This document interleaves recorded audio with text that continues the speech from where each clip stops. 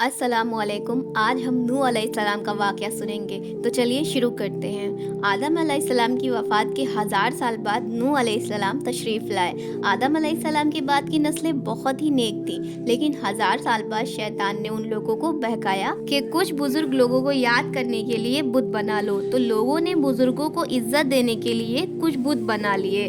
उस वक्त बुतों की इबादत नहीं हुई, बस कुछ नस्लों बाद धीरे धीरे इन बुतों को पूजने लगे। कुफर और शिर्क आम हो गया और एक अल्लाह की इबादत बंद हो गई। तब अल्लाह ने नूह अलैहिस्सलाम को भेजा। उस टाइम उम्रें ज़्यादा होती थी। नूह अलैहिस्सलाम ने लोगों को अल्लाह की तरफ दावत दी। सूरह नूह में अल्लाह ने फरमाया, यकीनन हमने नूह को उनकी कौम की तरफ भेजा कि अपनी कौम को डराओ और खबरदार कर दो, इससे पहले कि उनके पास दर्दनाक अजाब आए।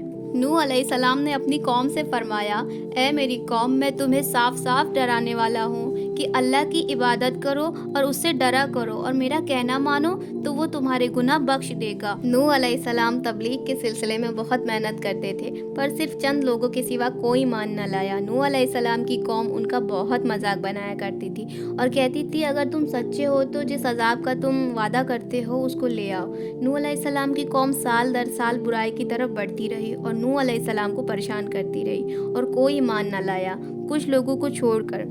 फिर अल्लाह ने नूह अलैहिस्सलाम की तरफ वही की और फरमाया कि आपकी कौम में से जो ईमान ला चुका है उसके सिवा कोई ईमान नहीं लाएगा, बस उनके कामों पर गमगीन ना हो।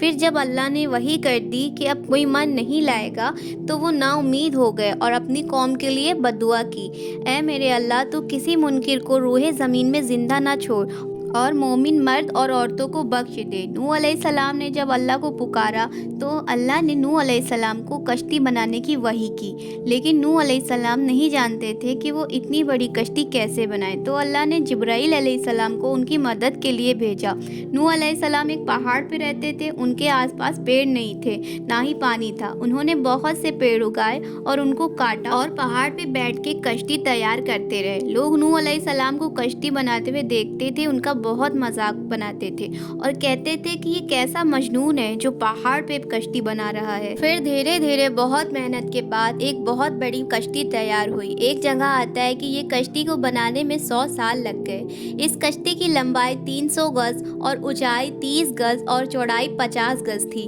ये कश्ती ऊपर से खुली हुई नहीं थी, जैसे नीचे से बंद थी वैसे ही ऊपर से भी बंद थी, ताकि ऊपर से जो बारिश बरसे उसके कोई भी नुकसान ना हो। अल्लाह ने नूह अलैहिस्सलाम को हुक्म दिया कि मोमिन और अपने घर वालों को और ज़मीन पर बसने वाले तमाम जानवरों का जोड़ा जोड़ा कश्ती में सवार कर लो। फिर अल्लाह ने आसमान और ज़मीन से पानी खोल दिया और सैलाब आ गया। इस सैलाब ने दुनिया में रहने वाले इंसान और जानवर सबको गर्क कर दिया। तूफान का पानी पहाड़ों से भी ऊपर हो गया और सिर्फ नूह अलैहिस्सलाम की कश्ती इस तूफान के पानी में रह गई। सिर्फ वही लोग और जानवर बचे थे जो कि कश्ती में थे। इतने बड़े नबी होने के बावजूद नूह अलैहिस्सलाम का बेटा कश्ती पर ना आया। नूह अलैहिस्सलाम ने उसे पुकारा, मेरे बेटे इस कश्ती में आ जा, काफिरों का साथी ना बन। लेकिन उसने कहा कि मैं किसी पहाड़ की चोटी पे पनाह ले लूंगा जो मुझे इस पानी से बचाएगी। नूह अलैहिस्सलाम ने फरमाया कि आज अल्लाह के हुक्म से कुछ भी बचने वाला नहीं, बस वो ही जिस पे अल्लाह रहम करे। बाप बेटे के दरमियान ये बात चल रही थी कि एक तूफानी मौज ने उनके बेटे को गर्क कर दिया। जब नूह अलैहिस्सलाम के सामने उनका बेटा गर्क हो गया तो उनके आंखों में आंसू आ गए और उन्होंने पुकारा, तूने मुझसे वादा किया था कि मेरे घर वालों को निजात अता फरमाएगा और तू तमाम हाकिमों में से बेहतर हाकिम है, लिहाजा ये नामुमकिन है कि तेरा वादा पूरा ना हो।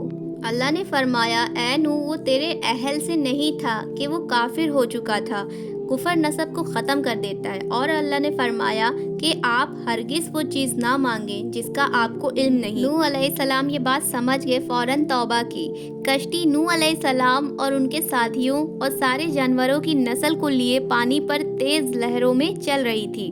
नूह अलैहिस्सलाम और उनके साथी 6 महीने तक उस कश्ती में रहे। फिर अल्लाह के हुक्म से तूफ़ान रुक गया और कश्ती पहाड़ पर जाकर रुकी। तब उन्हें हुक्म हुआ कि सलामती के साथ कश्ती से उतर आइए और आप सब पर बरकत नाजिल होगी और ان نسلوں پر بھی جو آپ سے پیدا ہوگی۔ پھر صرف نوح علیہ السلام سے آگے کی نسل شروع ہوئی، سارے جانوروں کی نسلیں بھی یہیں سے شروع ہوئی۔ طوفان کے بعد نوح علیہ السلام 350 سال زندہ رہے، پھر وفات پا گئے۔ تو یہ تھا نوح علیہ السلام کا بہترین واقعہ۔ تو آپ لوگوں کو یہ ویڈیو اگر اچھی لگی ہو تو میرے چینل کو سبسکرائب کریے گا، لائک کریے گا، شیئر کریے گا۔ السلام علیکم۔